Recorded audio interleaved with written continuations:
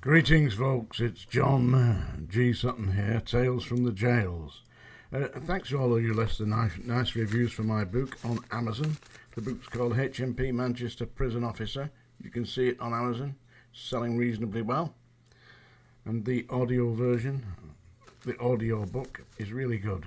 Right, today I'm going to talk a little bit about, a couple of subjects really. The first one I'm going to talk about is a place called Finchingfield, which is a village near Braintree in Essex. It happens to be the home of Jamie Oliver, the celebrity chef. He that cooks dinners in, Brixton Prison, I believe. He was running a school for inmates on how to cook. Should have tried Strangeways where they piss on the fish. Anyway, he's got a £6 million mansion there, young Jamie, and he's got, I think, a load of kids and a nice wife called Jules, and she's a member of the local community, and they're protesting at the moment, folks, because the Ministry of Justice is planning to build a massive 4,000 plus prison right on their doorstep.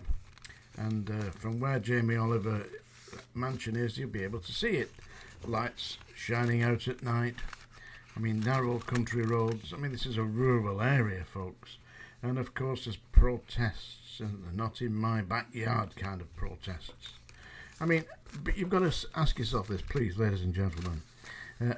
There's practically 100,000 prisoners in jail in Great Britain. We've got the highest incarceration rate in Europe. We've got people being locked up for not paying TV fines, not paying council rates. People who've got no money. Got no money. If you've got money, you're not going to go to prison voluntarily, are you? Unless you're a paraffin lamp. And you want some Christmas din-dins.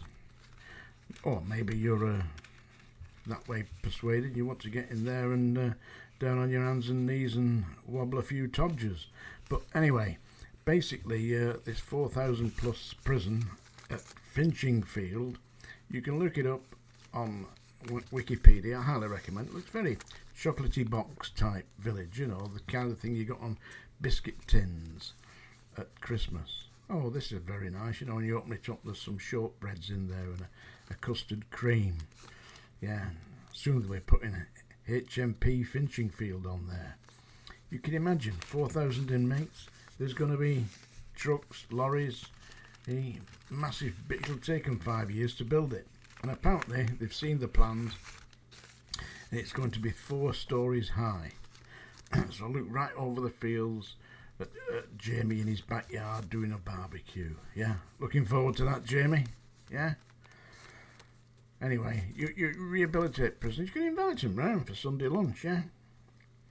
That'd be a good idea. By the way, do you like my top hat? Yeah, it's a real top hat, this. Right. Yeah, proper top hat. My brother gave me this. Yeah, as you can see, yeah. Right. Just thought I'd put it on today to celebrate, seeing as it's weekend. Yeah, I sometimes go out in a top hat, you know. I used to have I still got a bowler hat, but the Joker's wearing it at the moment. Seriously. I used to wear a bowler hat when I had my E-type Jag. I used to stick my hair out at the side and have the bowler hat pulled down with dark glasses. So I looked like an escapee from the Clockwork Orange. Anyway, you can imagine the protest that's going on in this little village. The village has got a population of about 1,500 people. It looks very picturesque. Look it up on, as I say, Wikipedia and have a look at the village. It's very pretty. And it's going to have a nice added extension, yeah, for 4,000 prisoners. It's going to be a Category B prison, so it's not Category A, but Category B. So you'll have some nice violent inmates on your doorstep there. They're violent people, so they can come round and whisk the custard, can't they? There you go. But imagine that. I mean, what are they doing? Honestly, ask yourself, they're building 6 of these massive prisons, so they're going to up the prison population from approximately 100,000 now to somewhere in the region of 130,000 within the next 5 to 10 years. And don't worry, they'll find some excuse to put you in prison. they're already talking about bringing in this. Have you seen this? Be aware and be afraid, because they're bringing in what's known as the 15-minute city. So they're going to divide your cities into segments, into sections.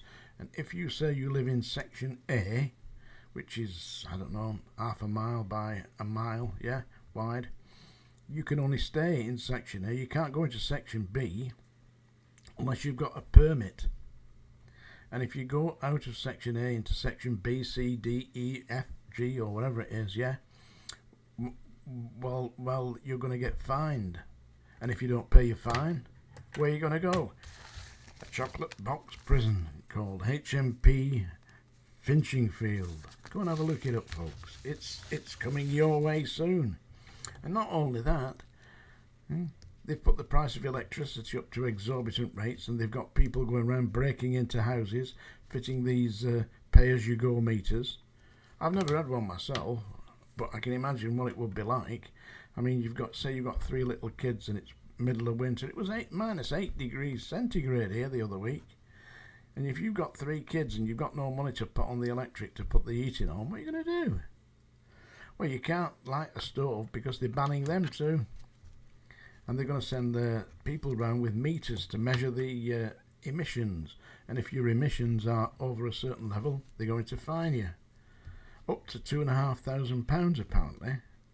And you can imagine, if you don't pay the fine, where are you going to go? Worry not, folks. We're all going to HMP Finchingfield. I'll see you there for Christmas dinner. Cooked by Jamie Oliver. Hey, imagine that. I see the Scottish Prison Service is in the news again. Yeah, this time they had an inmate called Tiffany Scott. Tiffany Scott was originally Andrew Burns. Now, Andrew Burns and Tiffany Scott are one and the same individual, except that Tiffany Scott is identifying as a female, and Andrew Burns, as far as Tiffany Scott's concerned, ceased to exist. So Tiffany Scott has been held at His Majesty's Prison Low Moss in Scotland, and the female staff are being required to conduct full strip searches on this lady. Whoops, not a lady, it's got tattle. It's got a pair of bollocks and a todger. Yeah. Oh, Tiffany, what have you got here, love? That's my tattle. Yeah. Oh, unless she's changed her voice, might speak in a nice ladylike voice. Oh, I don't recognise that. I don't have a willy. That's just a big clit. Fucking hell, they gone mad or what? Hey? And this Nicola Stungun, she can't answer the question. She's avoiding Holyrood, the Parliament, you know, because they're asking her questions like, is Tiffany Scott a man or a woman? Ah, well, yes. I've got a little Shih Tzu dog in the kitchen with my wife, because it follows her around. She's in the kitchen cooking at the moment. Yeah, I think that dog's identifying itself as a lion. So anybody comes to mind could get eaten by a Shih Tzu. Have you seen them? Eh? They're about the size of 2 hands.